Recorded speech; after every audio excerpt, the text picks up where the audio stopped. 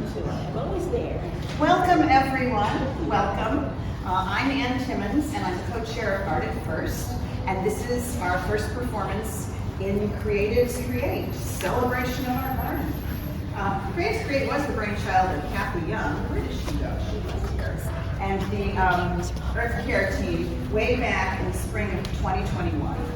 And we introduced this concept of adding performances and visual arts to our church celebration of spring, our celebration of Earth Day. Art at First introduced it to our committee way back in our June meeting last year, so it's been below those many months.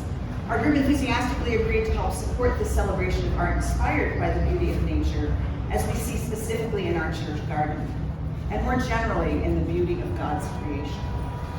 Our first offering today is in fact a new short play that I wrote just for this very occasion. And I'm lucky to have two fabulous actors who are church members who could help me shape it into the staged reading that we're presenting today. It's called In the Garden, and it was inspired by the South Lawn Garden. And we had hopes that we could actually stage it there today, but after one rehearsal, these hopes just kind of evaporated because, as you know, it's very noisy out there. So we thought being here and seeing the trees and having some of the noise of Fifth Avenue coming into this room would give us a little bit of that same feeling of being in the garden. It's inspired by, the play explores the healing power of nature, especially in the middle of Manhattan, which we are lucky to have. It's a power strong enough to provide balm to the most cynical New Yorkers and to call forth the miracle of chance encounters. Arenka Jakubiak will read the role of Judy, who is the New Yorker, and Doug Shepherd will read the role of Sam, who tends the church garden. I'll read stage directions to set the scene.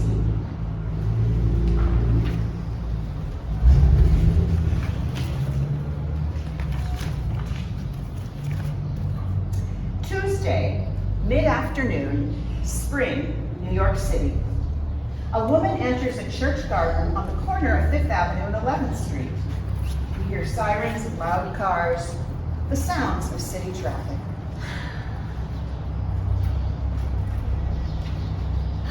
Yes. Ah, yes. The Japanese can keep their Shinrin-yoku. I mean, garden bathing in the city? In the forest? I'd rather have this garden. It provides all of the tranquility that I need. Oh. Leaving just now, Gigi gave me quite the look. Oh, good. You're going there. It will help. Maybe even go inside. No, thank you, Gigi. This is where I find my tranquility. So come on, darling, I am here. I'm ready. No, what then? Well, maybe this isn't right. Maybe I need to be more supine. Better flow that way. Descend on me like a dove. No. Oh, I mean, not a dove. Not necessarily. Any bird will do. Well, not a jay or a hawk. A peaceful bird, yes. That's what I meant. A general dove, not that specific dove, that Jordan River dove. Okay, let's try this again. Ah, there it is.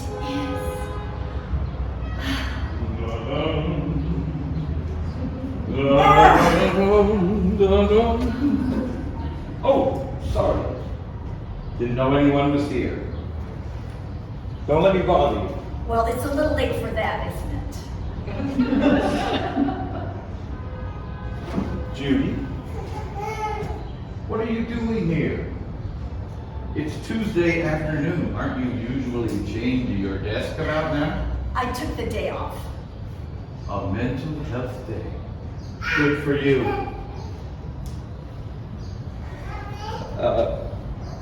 I'll just leave you to it then. Oh, wait, Sam? Yeah?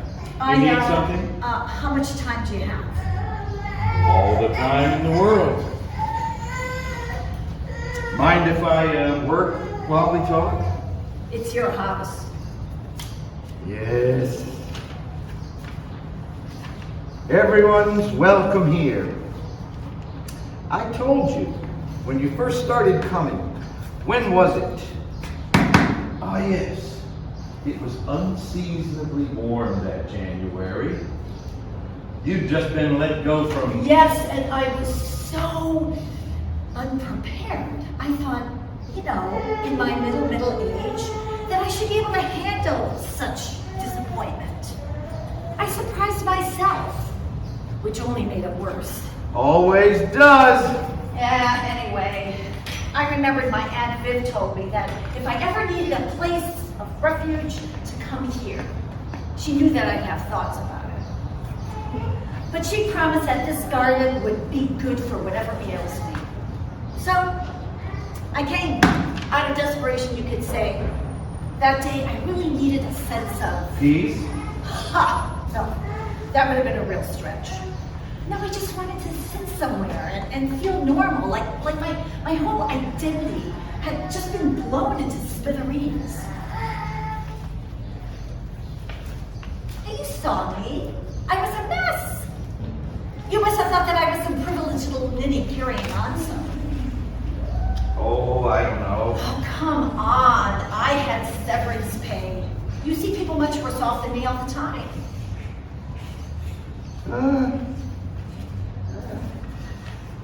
That all the time. Yeah, you do. Newsflash! All events have been canceled in the Trauma Olympics. That's funny. So is that why you're here?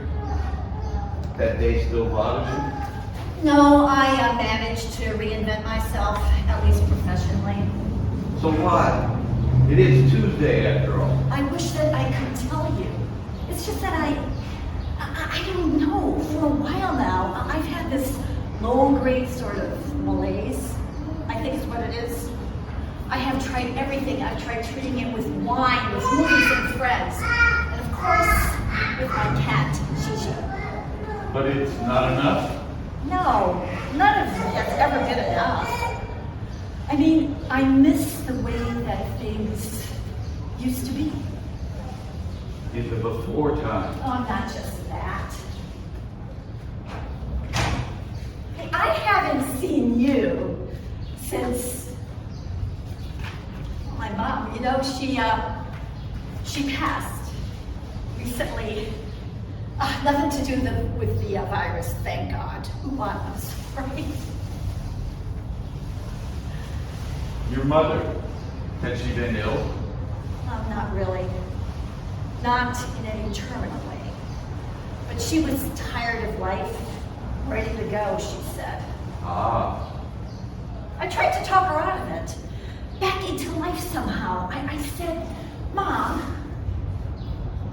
what good is sitting alone in your room? Come hear the music play. I don't... You're not wise again, huh? Well, never mind. The point is, I didn't think that she meant it. I mean, how could she? Wish to leave this mortal life? Yes, I don't get it. We still love her, me, my brother, her sisters. Perhaps she felt her work was done here. But how could she want to? To be done, to be gone forever. Was your mother a woman of faith? Well, I grew up going to Sunday school and church suppers. So she was a churchgoer. Yes. But did she believe? Yes, she did. She really did. But you don't. And you disagree. Yeah, that's an understatement. Your mother probably viewed her death as a gateway to another life. While to you... She's just gone. And she's not coming back. Out of my life forever. And you have regrets? Regrets? I had a few. Sorry, lame musical humor is my go-to defense mechanism. I know. You miss her. Yes. No. It's not uppermost in my mind, but every so often I am knocked sideways by the realization. And surprisingly, I am not surprised by that.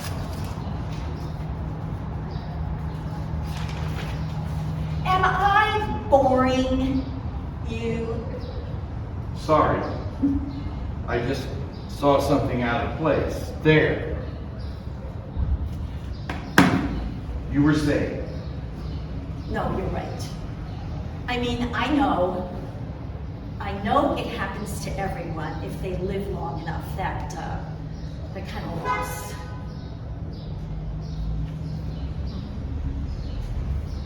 So, I have been meaning to ask you, how long have you been doing this?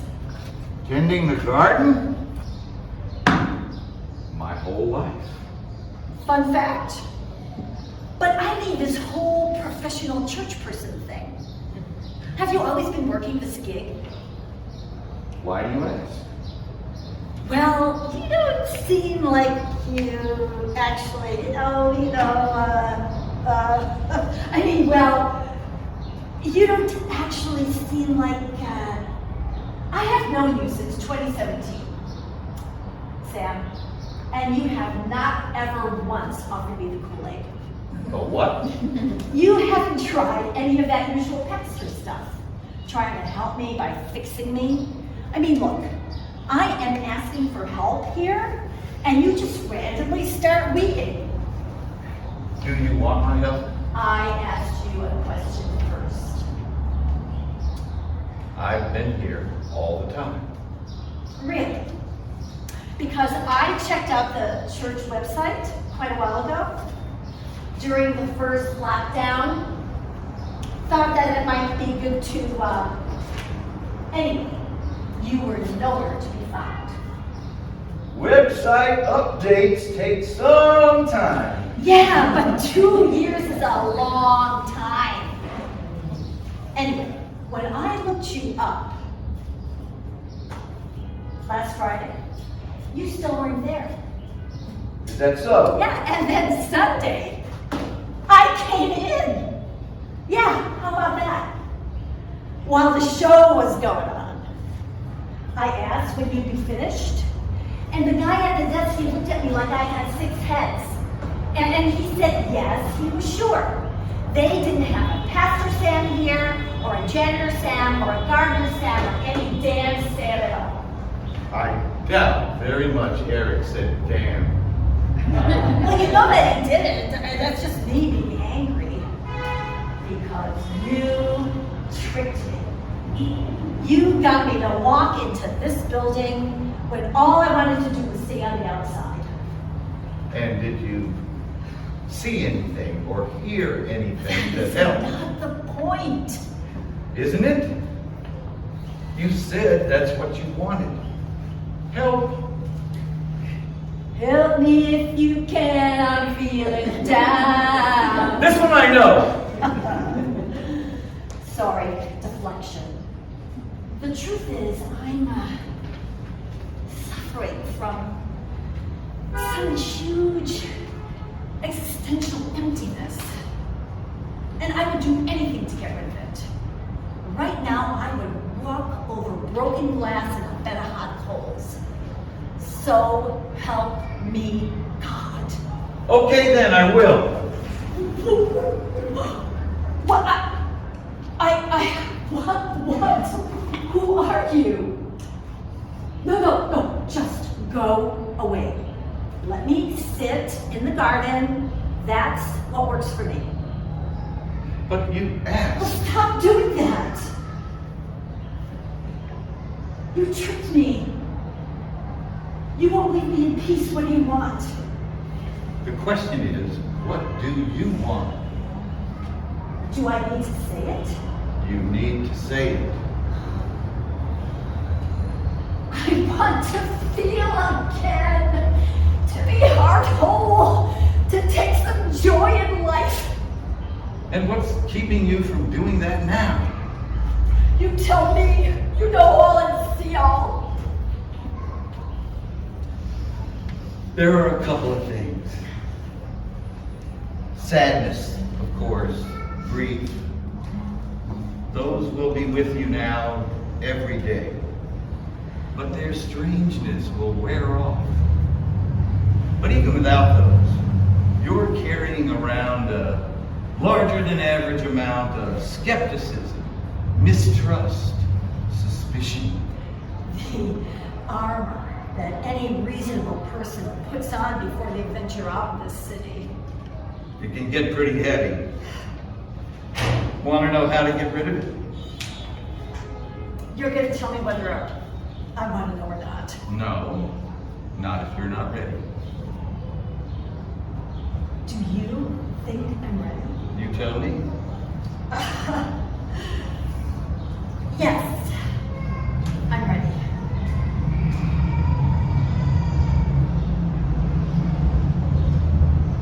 What? That's it?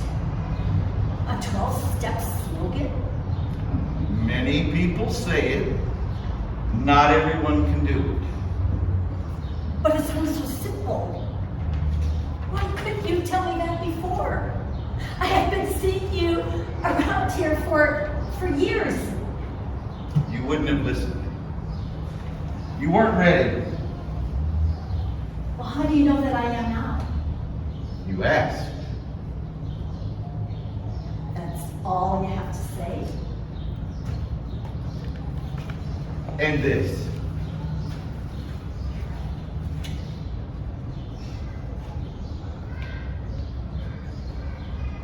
My mother's favorite.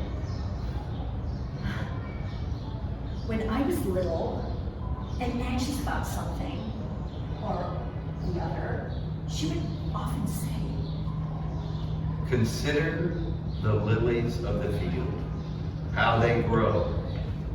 They neither toil nor spin. Yet I tell you, even Solomon, in all his glory, was not clothed like one of these. so you think I can do it? I know you can. You always could. You just needed someone to root for you. She was my champion. She still is. End of play.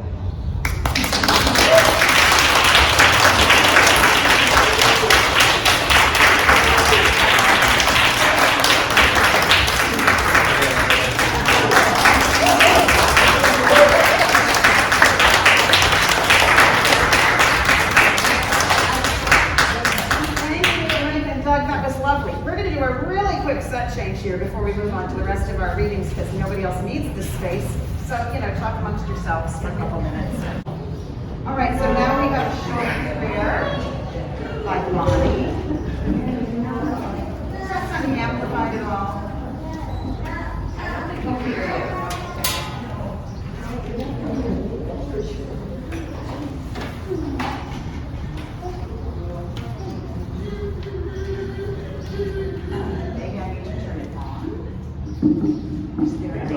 Good. Okay. It sounds like it's on. We're not ready for you yet. So, sorry. All right, so I think it sounds like it's on. Yes. Okay, good. Right, so we have a short prayer written by Bonnie Boyd, and I think if we all speak into the microphone, maybe cheat over this way a little, that would be good. We used to have a mic on the podium, but for some reason we don't now, so.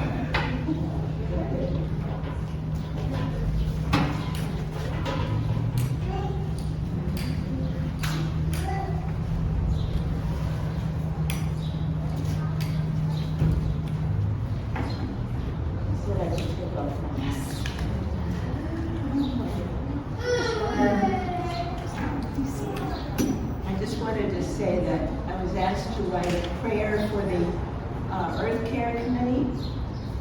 We had been talking about the relationship between our capacity to, our God-given capacity to relate to beauty, and how that connected with nature, and how that connected with our religion. And this was a wonderful discussion about all of that, and so my prayer reflects that sort of awe of the power in God who gave us this capacity.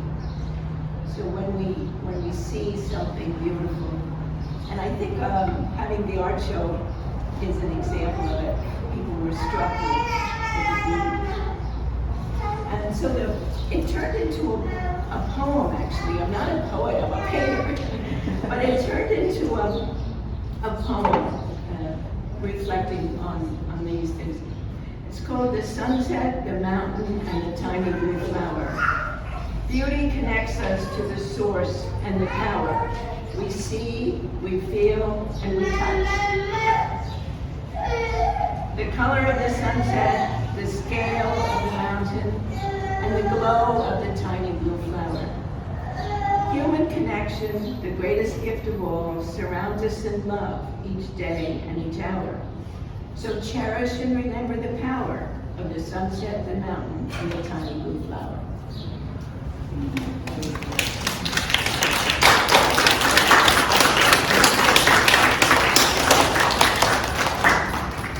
Lovely, thank you.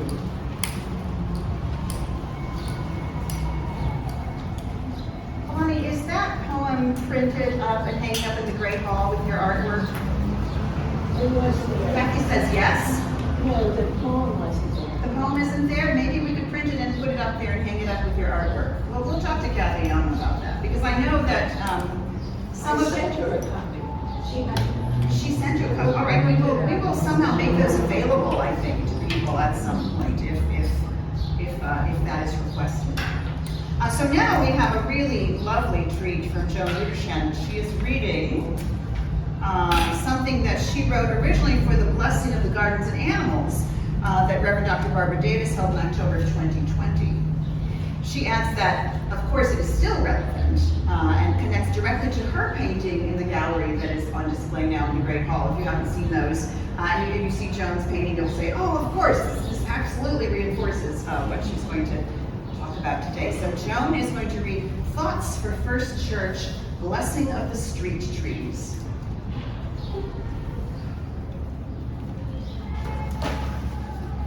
Thanks for coming, everybody. And yes, indeed, Reverend Davis held a blessing for the animals in 2020, which included the dedication of the gardens. And the Earth Care Action, the time the Earth Care Committee was at that point already watering and caring for the street trees. So some of us suggested that in this blessing, the street trees around the perimeter of First Church, we have 14 tree beds and 12 trees, and we hope to have 2 or 3 more soon, would be included. And so Barbara Davis asked me for this meditation, and I wrote this. Trees and forests all across the planet are a divine gift. In New York City, we're blessed with the urban forest, our parks, backyards, and street trees. The trees around First Church beautify our path to the church from all directions, and they extend their beauty and shade and grace not only over the sidewalks, but over the church gardens. As everywhere, the mere sight of the trees is a balm for our restless and stressed urban spirits. If we need to be reminded of miracles, we can look at the base of the trees and the canopies. How little these trees receive from their sidewalks around, and nonetheless how bounteous is their return with rich foliage. We thank them for sharing their benefits with us and showing us how to overcome boundaries and link inside and outside. May we bless them too with gratitude and prayer and action, extending our care for the urban forest beyond our iron gates and into the city.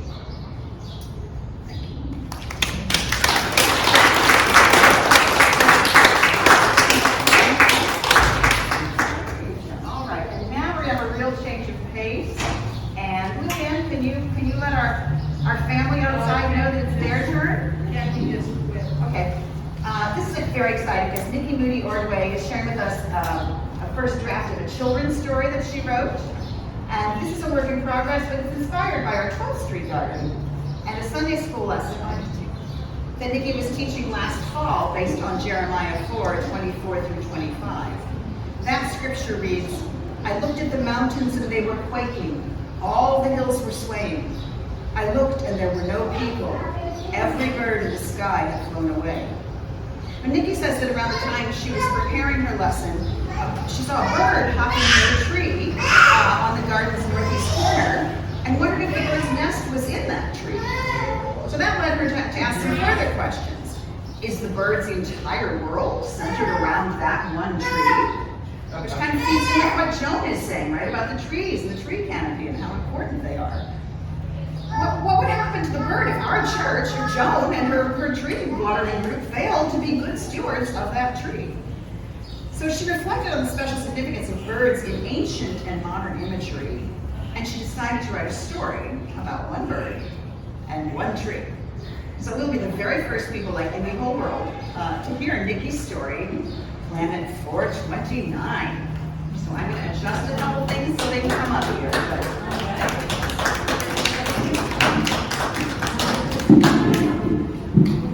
If this can come down, maybe we'll just do that. Let's see what we can just do.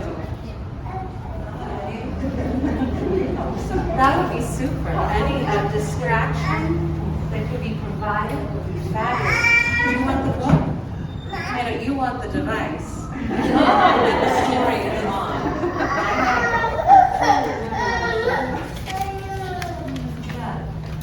All right, Laura, you want to sit with me? Hi. So I thought I would at least show a picture that sort of inspired the concept for the story. The Little Prince is much beloved in our home. And I sort of, as I was mulling over this very focused notion, oh, of course you need to see it. You need to see it, of, one bird and one tree. I thought, what if a planet looked like that, with just one of those giant trees? So I grew up in northeastern Florida, where we have a lot of live oaks. So in my mind, it was not the baobab tree of the Little Prince, but a live oak that sort of curled around this tiny planet called 429. On a night in November, way up in the sky, if you look through a telescope using one eye, you will see a small planet called 429. It has only one tree, plus 4 birds in the eye. The singular tree on the planet out there holds up millions and billions of leaves in the air. They're softer than velvet and stronger than steel. For a cut, it is said they have power to heal. And when the wind blows on this planet, it's strong. It's as if all the leaves begin singing a song, for the branches all seem to be woven as one, which conveniently shades all the birds from the sun. High up in the tree are some flowers with thorns. Some berries grow too, though they curl like French horns. The trunk of the tree is all knotted and curled. For the birds, it's this trunk that's the heart of their world. At the base of the tree, where the trunk meets the ground, the birds make their nests in the sand all around. For the birds of this planet named 429 do not fly, but they walk, and they dig in their mind. Because down on the planet among the trees' roots are mushrooms of sorts. They're sort of like fruits, and these mushrooms are great, though it's true that they stink. They are good for a meal and for tea, for a drink. They are good for the nests where the birds take their rests, and for sitting and having a chat with 3 guests. But just at this moment on 429, one bird is alone, regarding the line. Meet Mitch. Look at your Mitch. We forgot. She's a bird. Yeah, do you want to go fishing? Or we can stay. We can imagine her. She might look a little bit like a flamingo in our stuffed animal version. In the story version. I'm not quite sure yet. Okay. She's the smallest of all the brood. She's back there. Oh, she's over Though she is a bit noisy, and some say she's rude. Her eyes are enormous, her beak's a bit large, and she carries herself as if she were in charge. On the night before this one, it seemed a bit hot. Midge went for a swim in the little lake dock, whose water was clear, though now it is not. As she pondered the heat and the gray of the lake, she dipped her toe in, and she felt a small shake. But a lake doesn't shake by itself. Not even a little. Not even a smidge. She squinted around, and that's what she saw. A crack in the pathway as narrow as straw. So she followed the path, and it led to a pit. When she gazed in the pit, she could feel her heart split. There were gouges and holes where a tree root was pecked. Withered and dying, the tree root was red. Then another shape came, and with it a boom, and the root shuddered gently. She saw it. I see, murmured Midge. So the source of this sound is the mining that's going on under the ground.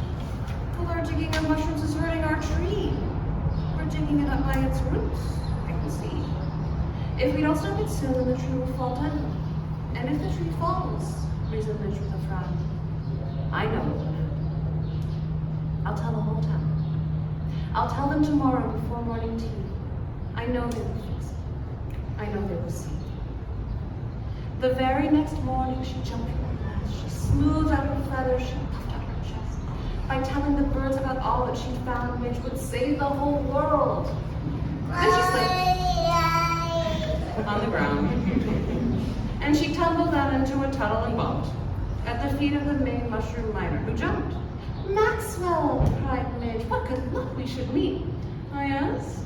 Queried Maxwell, while wiping his feet. I've discovered some trouble involving the mine and the roots of the tree. Then she straightened her spine, and I said to myself, as she made her voice low, it's important that Max be the first one to know. Then yesterday evening I went to the lake, and she told the whole tale without taking a break. When her story was done, Maxwell nodded and frowned. I am sad that you feel that there's trouble around. I am doing no harm to this tree, to be fair. I'm just digging between a few roots here and there. But Maxwell, snapped Midge, it's not feeling, it's truth. Oh, I see, chuckled Maxwell. This struggles with you. You naive little child, you do not understand. We need all these mushrooms deep under the sand. And I am providing those things that you need. It isn't my fault that we birds need to feed. This tree is our home, interrupted the child. We don't freeze in the winters. In summers it's mild, in mornings the air smells of freedom and rain, and the breeze gently hums when the day starts to wane. And all that's because we exist in its shade. But if the tree falls, no more shade. As for food, she continued, I think it may be that those berries are growing way up in the tree. And then Maxwell laughed. So you think you can fly? It's impossible, Midge. I would dare you to try, except that my patience is now running thin. There is work to be done, and I've got to begin. But I see that you're worried. Let's talk in a week, Maxwell said as he pecked at some roots with his beak. Midge emerged from the mine, and she felt a bit vexed, but she knew absolutely the bird to see next. Hello, Midge Bird, called Owen. Let's have a good chat. You'll never believe who I saw in a hat. Oh, look at your feathers, so messy and flat. Thanks, Owen, she said. I'll give it a clean. But I wanted to talk about something I've seen, and Owen, I want you to listen to me. Our tree is in trouble, and thus, so are we. I'm worried that if we don't do something fast, our window for saving our home will have passed. In time, I will continue on with this, as he smoothed out the feathers on each of her wings. She exhaled a relief, and began her long tale of the pathway of the lake, of the root of the frail trees. And the pit by the mine and the wood all met. I see, murmured Owen. His eyes were intent. The problem with feathers like yours is the down. But with feathers, in fact, I am the best in our town. I'll fluff them right up just as quick as can be. Thanks, Owen, said Midge. But the mine? But the tree? We're digging it up by its roots. This is bad. Ah, yes. Perfect answer. This generous is fine. If the tree starts to lean, I know just what we'll do. We will batten the hatches. We'll make a big screw under each of the nests that we built on the ground to protect from the leaves that will swirl all around. But the leaves aren't the point. Midge could hear herself say. It is all the trees. Do you want to get back up? That's in trouble today. The whole of the trunk, every blossom, each bough. We've got to stop digging for mushrooms right now. But this is the way that we live. Oh, it's I think you're a little bit out of your head. Look, your feathers are ruffled. Perhaps it's the heat. Take a rest in your nest and have something to eat. And speaking of which, it is time that I die. And I need some more mushrooms. I'm on to mine. But wait! Called out Midge. I'm not crazy, don't go! Midge plodded alone to the far end of town to visit the last of the birds just to see if this one might possibly help save the tree. Old Mother Bird was the wisest of all. Welcome she did to Chicago. For the third and last time on that long day, Midge told how the tree roots were dying away, how the whole tree could fall, how they might be strong. And she ended as usual. We must stop right away. After thinking a moment, the old bird replied, we are lucky to have you, dear Midge, as our guide. We birds have a problem, must change right away. But how we will do it, I just couldn't say. And so you, my dear Midge, you're so smart and so agile. You should do something quick. I am much, much too fragile. I think I've lost everyone's attention. I can finish it. Sure, yeah. All right, time to read this. All right, yes. It's so good. The end is so good here. I'll start with Old Mother. Right? This is previous, previously on it. Okay. Dead and dry. Where am I?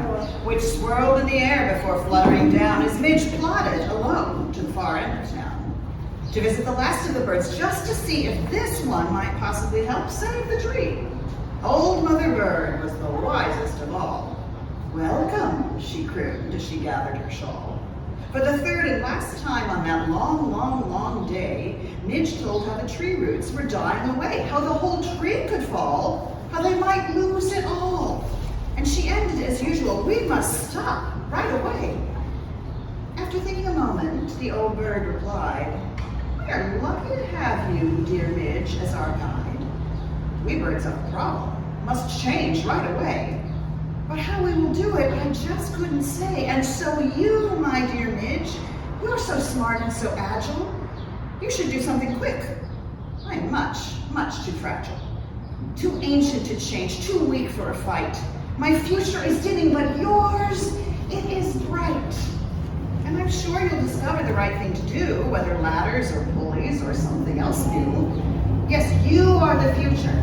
The future is yours. Yes, you are the future is you. But I told you already, Midge shouted, that, ow, a tree branch had fallen. The future is now. Did the birds on the planet named 429 find a way to stop digging down in their mine? Or did they keep digging with heads in the sand? Has the tree fallen? And where did it land? The truth of the matter is, I do not know. I'm afraid what a telescope maybe will show. But I hope and imagine that Midge has prevailed, that the mine has been boarded and shut up and nailed. Although the tree's damaged, it's still standing tall, its roots are regrowing, its branches won't fall. And the birds on that planet way out in the sky, perhaps every one of them learned how to fly. The end.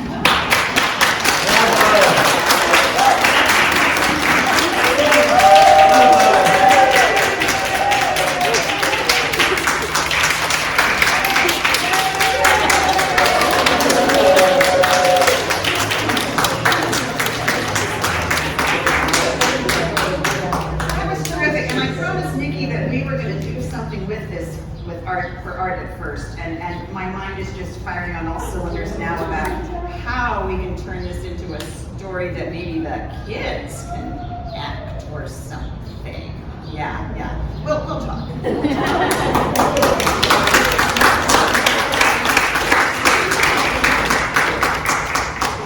I love a parable told in Dr. Seuss rhyming couplets.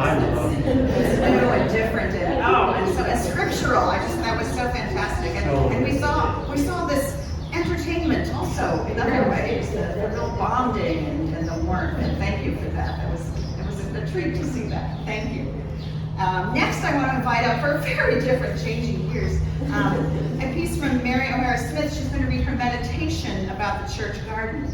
And she says, by way of introduction, when I first thought about writing something inspired for the garden, the first thing that came to mind was doing the Qigong classes on the South Lawn. Now, those classes before had been done in the parlor, and it was being a meditative practice. Qigong, and, it was typically quiet, dimly lit. And so immediately, Mary says, being on the lawn changed the dynamic, as we can hear. Early mornings on Fifth Avenue were pretty noisy. And of course, we were doing it in the morning sunlight, which must have been glorious. But the thing that really struck with me, she says, is how focused I got on the trees. I felt it was a completely different relationship with them from what we experience during coffee hour these days. But during Qigong, I felt really as if I got to know those trees in a much more intimate way. And I suppose having had that experience made me more open to looking at other trees in other places in a new way. And so she's titled her piece, Finding Grace Among the Trees. Mary O'Hara Smith.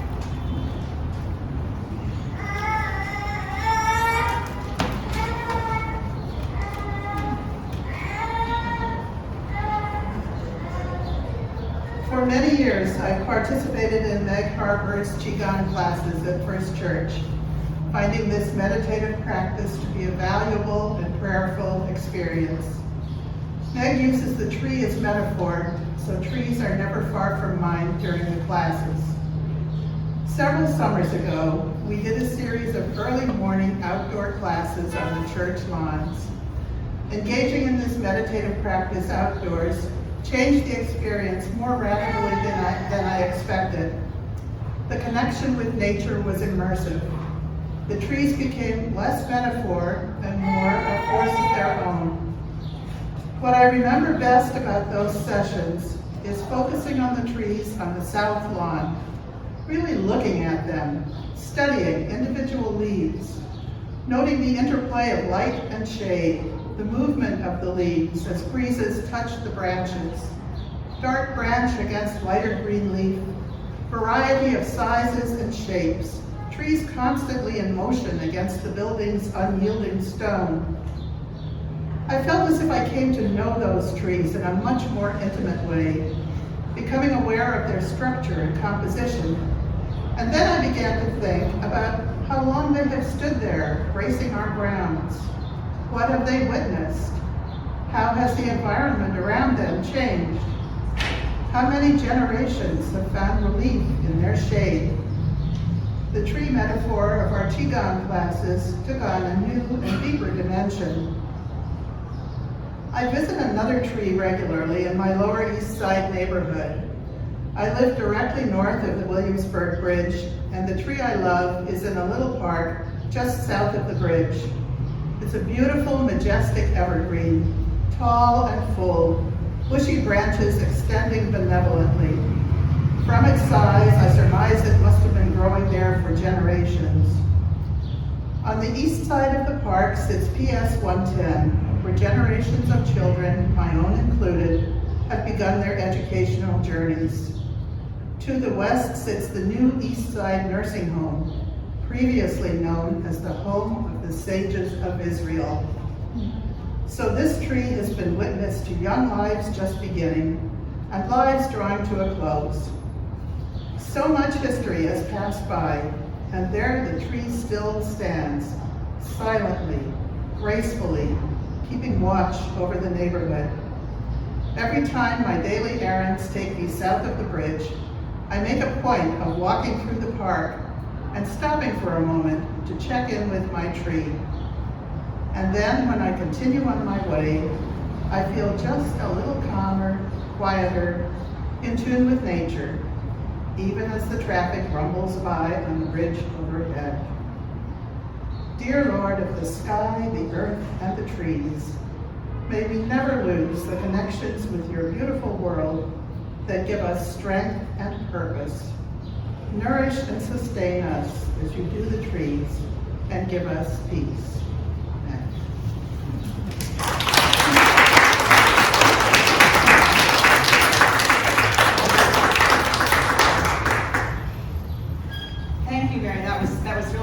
thought-provoking and beautiful, and I think just completely, encapsulating the spirit of Creatives Create. Now we have two short prayers, one from Barbara Davis, which is going to be read by Lou Ann Gilliland, and one from Joan and Reed Ryan, which is going to be read by Martha Terry.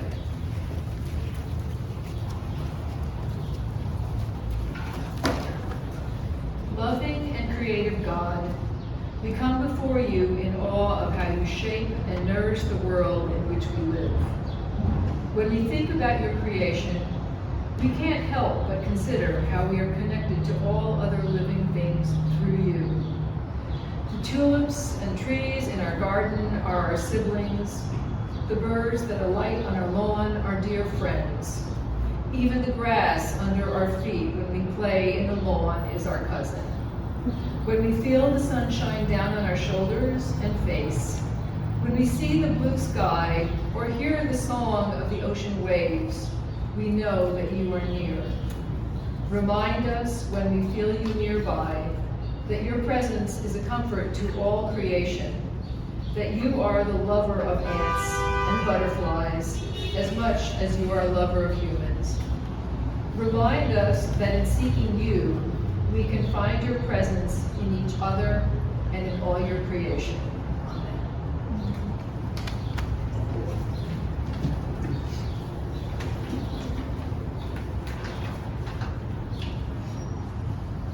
This from Joan and Reed Ryan. Holy Lord, Creator of all that is, thank you for this beautiful world you gave us and for the tiny, glorious piece of it at 12th Street and 5th Avenue that reminds us always of your constant presence and gift. Forgive us for ignoring the part we are called to play in healing and preserving your world, and for allowing the damage to its health and beauty to continue. And help us to be strong in the efforts to stop the changes and destruction that threaten your holy gift to us. We pray these things in the strong name of your Son, Jesus Christ. Amen.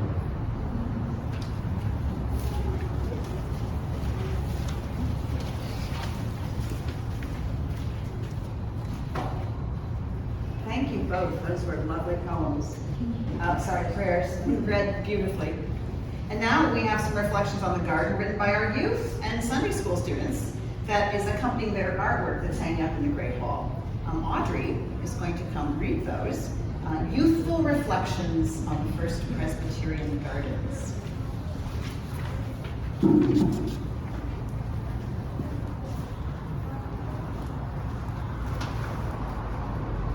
So we have a range of ages represented here. David, who I think is 1, up to, I think our oldest is 17. So a lot of really great reflections here. So we have Annabeth says, spring is starting. I don't like spring. I like the cold, but I do like the colors of spring. Amelia says, I think our garden is amazing. It's very peaceful. Ren says, I like the garden because it is a nice place to sit. And I will add, we have even more places to sit with these benches, so I invite you all to go sit on those as well. Aurora says, I think the garden is good, really good. August says, I drew a picture of my Aunt Donna when she came to our church. The shimmer of God is shining down on her because she just passed away recently. Harry says, I was inspired by the tree. David says, no quote, but he had a fun time playing with his sister.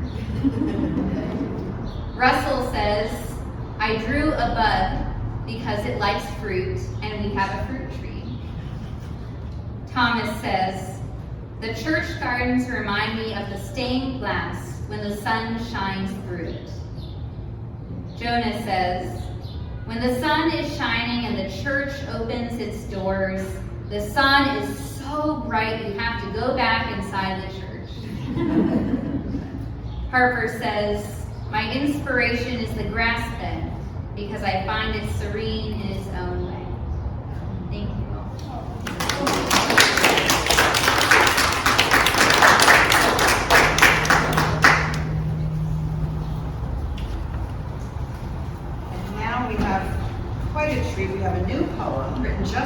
occasion by award-winning poet and pastor emeritus of First Presbyterian Church, J. Barrie Shepherd.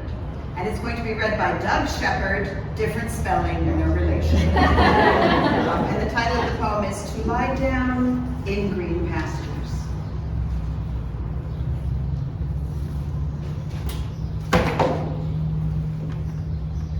I'm tempted to do this the way Barrie sometimes but I'll try to get it into this microphone.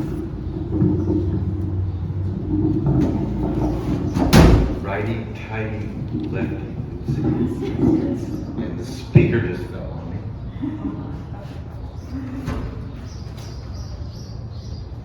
Okay.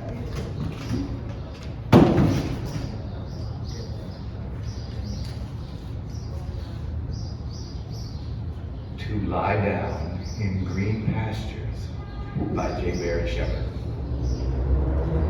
Fifth Avenue's only green space left between Washington Square and Central Park. That's how folk would describe it back in the day. A city block of sacred pause, of green and autumn gold, plus springtime splashes of yellow, pink, even purple. And in the occasional fragrant whiff of fresh mown grass to remind our sad, starved, city-deprived senses of everything we were missing.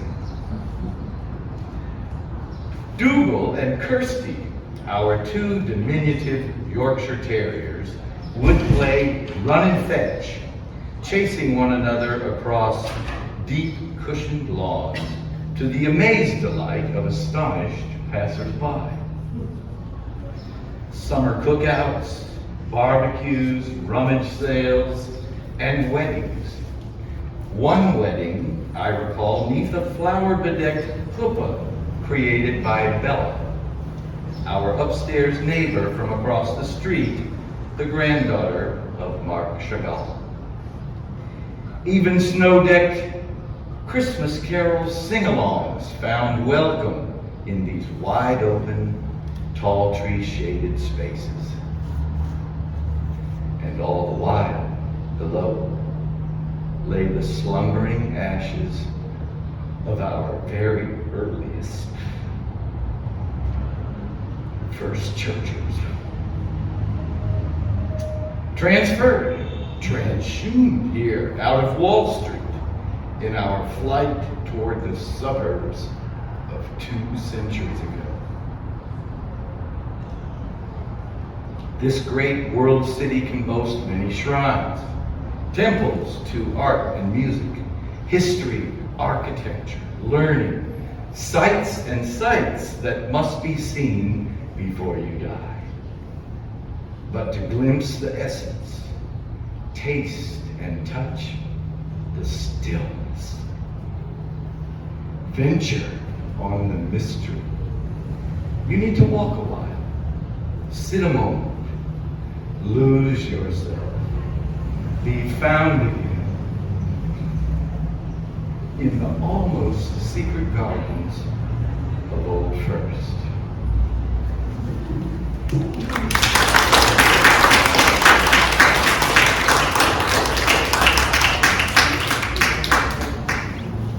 Thank you, Doug, for that beautiful and heartfelt reading. And to close our program today, James Hollander is going to do a demonstration of how to create a beautiful, healthy salad. Thank you.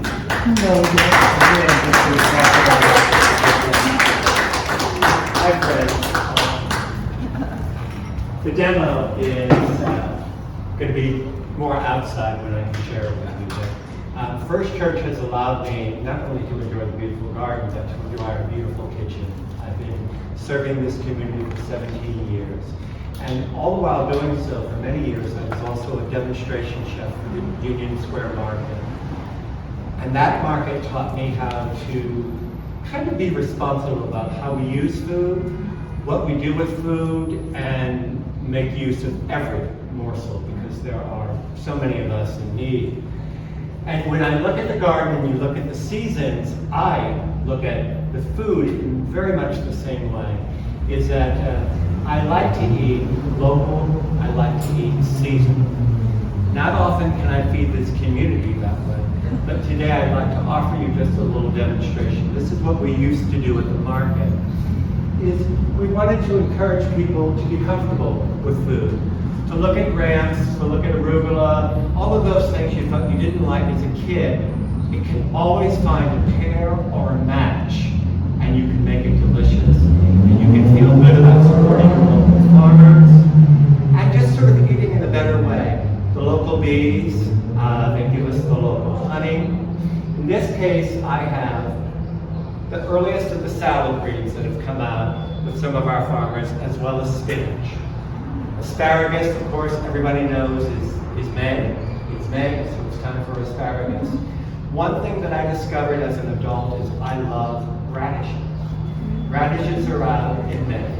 White radish and red radish, two totally different tastes, but they work so beautifully together. In addition to that, I have the scallions. I'm an onion guy. There's not an onion I don't like. And I have scallions, and I have, what else do I have? Oh, that's all I did here. I did olive oil and a very simple vinaigrette, just to sort of marry it together, give it something, not to overpower any of the flavors, because each one of these things on their own is delicious. So we call it an amuse-bouche. It's a little bit of this. We chopped it up so that we don't need a utensil, a plastic fork, or even a wooden fork, or a potato starch fork. And I encourage you to come outside, enjoy this, and a couple of other things which are not really of the season, but we can excuse that. Because what we are doing is we're using things that we already have. We're not buying things that we're throwing out and wasting. If you ever walk through the South Wing kitchen, open the refrigerator. You'll see something that's left over from something else.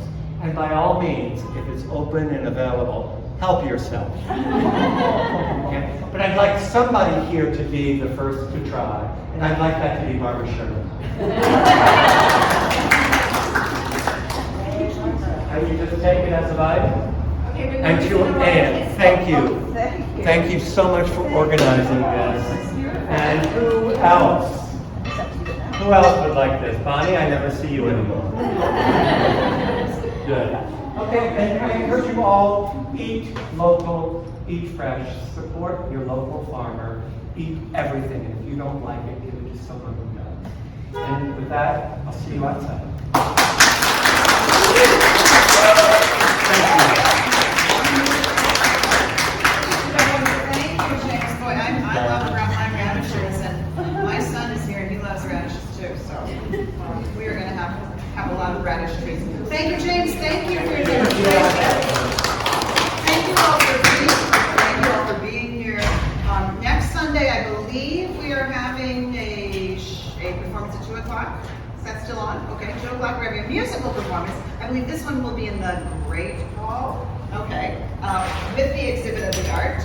And on June 5th at 2 again in the Great Hall, we're going to have some poetry, some readings by Art at First people who are putting this together. Arenka and Barbara and Luann are putting together a lovely reading for us.